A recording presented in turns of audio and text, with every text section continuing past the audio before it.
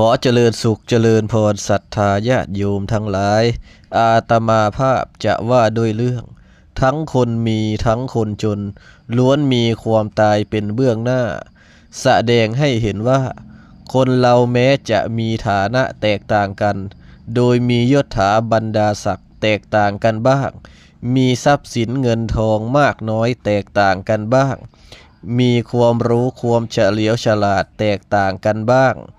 แต่มีส่วนเหมือนกันอยู่อย่างหนึ่งคือมีความตายเป็นเบื้องหน้าคือผู้มีชีวิตอยู่ทุกคนต่อไปจะต้องตายเหมือนกันหมดไม่มีข้อยกเว้นใดๆเจริญพรสาธุ